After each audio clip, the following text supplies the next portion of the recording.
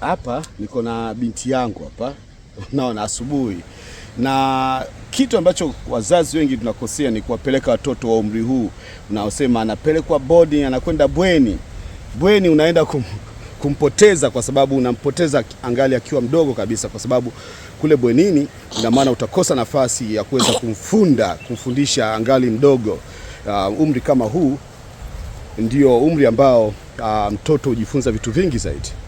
Hapa ndipo anaweza kufundishwa kujiamini, kwa mfano confidence, ambao ni ishu kubwa sana kwa watu.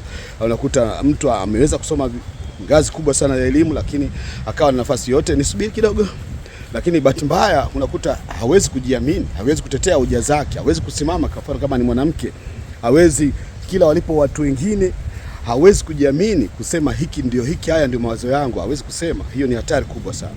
Lakini jambo lingine ni mtoto akipelekwa bwenini, pengine hata kuna mambo ambayo yanashindwa kufundishwa kwa katika umri kama huu. Jambo lingine ni jambo la ubunifu. Utakiwa mtoto kufundisha ubunifu, kwa sababu ulimwengu kwa bahati mbaya hauhitaji mtu ambaye amekariri. Ulimwengu unahitaji mtu ambaye anaweza kujiongeza kama mbunifu, akaweza kuendana na mazingira, akaweza kubadilika kutokana na mazingira. Sasa huko bwenini, bahati mbaya sana, mifumo rasmi ya elimu haifundishi vitu hivyo. Huwezi kuwa na mtaala ambao unamfanya mtoto awe mbunifu. Yani subiri kidogo. Alafu kitu kingine ambacho bahati mbaya sana haiwezi kufundishwa kule shuleni ni uvumilivu. Haiwezi kufundishwa umakini. Hivi ni vitu vya muhimu sana ambavyo havifundishwi, ambavyo inabidi kama mzazi ndio uweze kugundua kwa mtoto. Ukianza na amka naye asubuhi, unamwangalia. Hata mimi kama mtoto kama huyu, singekuwa kisheria, ningemfundishia nyumbani, ningefanya homeschooling. Lakini kwa mujibu wa sheria, mtoto ana haki ya kupata elimu sawa, lakini lazima mzazi upate nafasi ya wewe kumfundisha yale mambo unayofikiria wewe ni sahihi. Umakini, uaminifu, upendo, yani vitu vinafundishwa katika umri kama huu. Kwa hiyo ina maana kuna vitu ambavyo kwa bahati mbaya kama ubunifu, uaminifu, umakini, upendo, kujiamini, hivi vitu havifundishwi kwenye madarasa. Hakuna mifumo ambayo ukienda kwenye mtaala wenyewe ukiutafuta vizuri, ukiuchambua, hauwezi kugundua kwamba, hauwezi kuona kama hivi vitu vinafundishwa. Na hapo ndio changamoto kubwa sana. Nimekutana na wasomi wengi, anamaliza, amekuja na elimu kubwa sana, sawa, lakini hana confidence, hajiamini. Amefika hapo sawa, ni mhitimu, ana degree 2, 3, lakini bahati mbaya hana uaminifu. Umeona? Amemaliza nini, lakini hana skills, hana uwezo wa kuwasilisha hoja, sio mbunifu, si ndio? Ana uvumilivu, ana uaminifu, ana umakini. Hivi vitu havifundishwi shuleni. Huwezi kufundisha hivyo vitu shuleni, bali ufundishwe na wazazi nyumbani. Ndio maana elimu ya kwanza kabisa ambayo na mimi nafikiri naipa thamani, ambayo mimi nimebahatika kuipata, ni elimu ya kutoka kwa babangu mwenyewe, ambaye alinifundisha vitu mbalimbali ambavyo katika mfumo rasmi wa elimu sikupata kujifunza. Kule shuleni mara nyingi tulifundishwa mitaala, tulijifunza kufuata mitaala na tukawa tunafanya mitihani kwa mujibu wa mitaala. Lakini nyumbani unaweza kuamka na mtoto asubuhi, unamwangalia anavyoamka, anavyoongea, anavyosalimiana na wenzake, anavyoishi na wenzake. Ukimwagiza kitu unamwangalia usoni, mwitikio wake, nenda kaniletea kitu fulani. Tena ikiwezekana muagize mara 2, mara 3, mara 4, unaona mwitikio wake usoni. Mimi nikimwagiza mtoto namwangalia usoni zaidi kuliko miguu. Naangalia usoni anavyoniitikia, akiwa amekasirika au amekunja sura, amenuna, najua hapa kuna jambo inabidi nirekebishe mapema. Ukimwacha huyu ukampeleka akaenda mpaka ngazi ya juu kabisa, atakuja nyumbani, hata wewe utakuwa unamwagiza anavimba kama ni kijana. Kuna watoto wanapiga baba zao, unaona. Ana mambo mengine kama msichana anakuja na behave tofauti kabisa. Kwa hiyo tabia nyingine unakuja kugundua imekuwa too late, kwa sababu wasema samaki mkunje angali mbichi. Hapa ndio na muda sahihi kwa binti yangu kama huyu hapa kumkunja angali mbichi, ni kwenda naye si kwa nguvu bali kwa akili zaidi. Nampa kazi, naweza mimi katengeneza tatizo au kamba fulani, nikamwacha, nikaangalia jinsi atakavyotatua pale, atakavyopita pale kwenye kiunzi, na tengeneza viunzi kwa makusudi, alafu nakaa pembeni, namwacha. Naweza nikapita mimi na nikaweka kiunzi pale cha kumzuia, nikaangalia jinsi atakavyopenyeza pale. Huo ni ubunifu na kujiongeza na namna anaweza kutatua matatizo. Huu ni umri ambao kumfundisha kuacha kulalamika, kwa sababu kulalamika ni ishu kubwa sana ambayo imekuta wasomi wengi. Badala ya kwenda kutatua, anaenda kulalamika. Kwa hiyo hapa ndio umri wa kufunda haswa. Ukisubiri mpaka uje umwambie mtoto akishakuwa miaka 20 30 ndio unaanza kumfundisha, atakuanza na kushangaa wewe. Lakini tabia kabisa na somo kabisa inaanza katika umri kama huu, ambapo sasa kwa bahati mbaya wazazi wamekuwa wakichukua watoto wao na peka bweni, anamlea mtoto kwa simu, halo si nini, anamwachia msichana wa kazi, anamwamini kila kitu. Si kweli, kwa sababu hata kama tuko busy sana kwenye utafutaji, kwenye kazi, ajira nini, lakini lazima tutenge muda ambao tunabidi tuwasome sana watoto wetu namna bisha kataa kabisa kusoma kulea mtoto kwa simu. Mtoto niwahi kumwambia mtu mmoja kwamba mtoto halelewi na mavazi, nguo unavyofikiria, halelewi na vyakula wala majengo wala si nini kitu gani.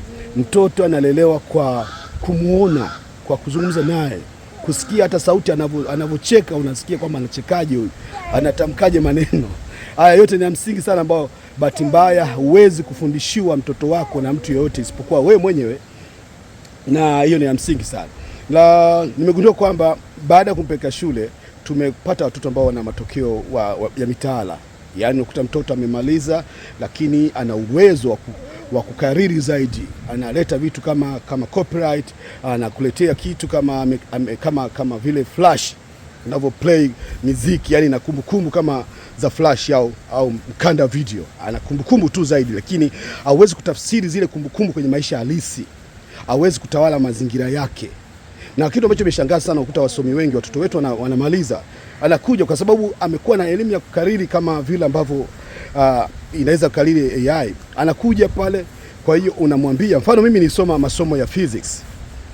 Masomo ya physics nisoma sana, kuna mwalimu alikuwa anatufundisha paka 11. Nimesoma sana mambo ya umeme, nimesoma mambo ya diodes, umeona? Nimesoma mambo, lakini huwezi kuniambia huu waya wa umeme huo, hebu nifungie waya wa umeme hapo. Siwezi, kwa sababu mimi hata mwalimu ale nilikuwa ananifundisha na mwenyewe si ajabu alikuwa amekalili, na tulisoma hayo umeme kwa njia ya michoro. Tunachora diodes nini, tunachora ile electrodes, tunachora vitu gani, electrolysis, tumesoma mambo mengi sana. Lakini yale mambo ukija kutizama hayawezi kunisaidia mpaka leo. Si mimi peke yangu, pengine mimi nikiwa kilaza, watu wengi sana pengine wamesoma masomo mbalimbali. Lakini niambie kwa mfano mpangilio wa nyota hewa angani umekusaidiaje? Umesoma kanuni ya kuelewa kwa vitu, Archimedes principle, imekusaidiaje? Umesoma mambo ya Kijengtile ngware, imekusaidiaje? Yani mambo mpaka nishindwa kutamka vizuri. Umesoma vitu mbalimbali, nadharia nyingi, umeona? Sisi tuko nasoma vitu vingi sana ambavyo mwisho siku ukija kuviangalia kwenye maisha halisi nimevitumiaje. Kwa mfano mimi nimesoma mambo ya physics hayo nakwambia. Nimesoma umeme sana, na si ajabu nilikuwa na pasi mitihani, lakini sikuwahi kutumia elimu. Na ukiniambia nyaya hizi hapa nifungie umeme hapa, siwezi. Lakini kaka yangu hakuwahi kusoma hata darasa moja la umeme. Yaani yeye alimaliza darasa la 7 na ajui hata somo la physics ni nini. Lakini kaka yangu huyu kijijini kwetu huko amesifika kwa kufunga mambo ya umeme, amekuwa ni mtaalamu wa umeme ambaye sasa kwa kufanya hivyo anapata pesa moja kwa moja. Kwa hiyo mimi ndio maana nasemaga tunamaliza hapa sasa tunaondoka, tunaenda sasa hivi, sasa unaona. Kwa hiyo unaweza kaona kwamba kaka yangu huyu hakubahatika kusoma mambo ya umeme, hakusoma somo la physics hata alijui, lakini anafunga umeme, ndio mtaalamu wa umeme, fundi umeme na vifaa vya umeme vyote kule kijijini, na anaingiza pesa kila siku. Sasa angalia hiyo. Ina maana huyu alijifunza wapi elimu? Kumbe elimu iko mtaani. Haimaanishi kwamba tusome kule madarasani. Madarasani kuna nafasi zake, lakini mimi nadhani kwa madarasani huwa kuna 20% tu ya elimu, lakini 80% ya elimu ipo mtaani. Lakini mimi angalia, kwa mfano watu wanaweza kusoma mpaka ni engineer umeme, lakini ukienda pale, nenda kwenye vibanda vya simu, wale mafundi simu waulize elimu yako ni nini, atakwambia, atakushangaza sana. Wale mafundi simu ambao tunawaamini, uweze kukuta engineer wa electronics pengine ukamkuta pale.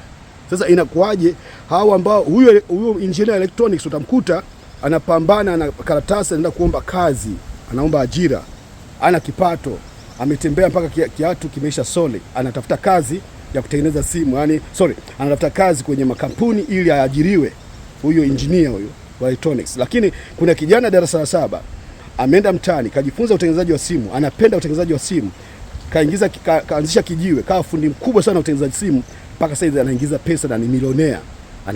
Anaingiza pesa nyingi kupitia kutengeneza simu. Sasa imagine, ndio tunafikiria kwamba badala kupambana sana watu kuwafundisha vitu ambavyo hawavielewi, hawavipendi, hawawezi kuvitumia katika maisha yao kujipatia kipato au kusaidia jamii zao. Hiyo elimu ni elimu mfu. Hiyo elimu inakuwa haisaidii kwa sababu inakuwa haiendi kutatua matatizo moja kwa moja. Na hayo ndio masomo yangu ambayo nilikuwa nikifundisha mara kwa mara kuhusiana na watu kwamba tutumie elimu kama nyenzo ya kujikwamua kimaisha. Anasema twende binti yangu, tumechelewa. Kwa hiyo sasa unaweza ukaona kwamba hiyo ni jambo la msingi sana ambalo kama tusipolizingatia tunaweza kwenda kupotea. Okay? Na kwa kugundua kwamba elimu nyingi hupatikana mtaani, nimeanzisha chuo kikuu cha mtaani kitivo cha misukosuko ambapo ninafundisha stadi mbalimbali za uweza kujikomboa kiuchumi kupitia ujasiri wa mali. Nafundisha namna mtu ambapo anaweza akajitafuta na akajipata kupitia ujasiri wa mali. Kwa hiyo ili kuweza kujiunga katika chuo kikuu changu cha mtaani kitivo cha misukosuko, hakisha unatumia ujumbe kwa njia ya WhatsApp kwa namba ya simu 0743812853.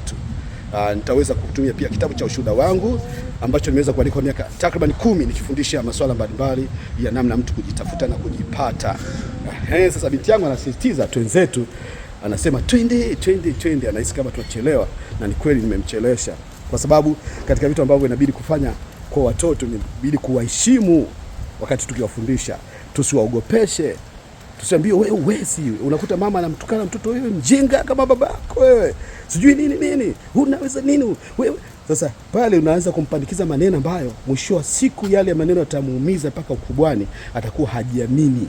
Mafunzo ya mtoto ni delicate sana kuliko kitu chochote. Mimi ni Haji Farmer, daktari mkulima kutoka chuo kikuu cha mtaani kitivo cha misukosuko.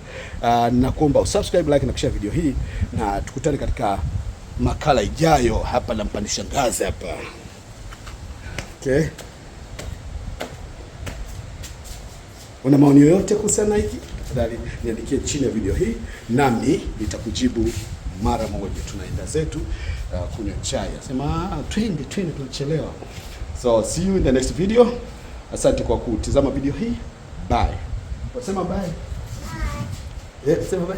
Anasema bye. Huyu hapa. Bye. Bye. Okay.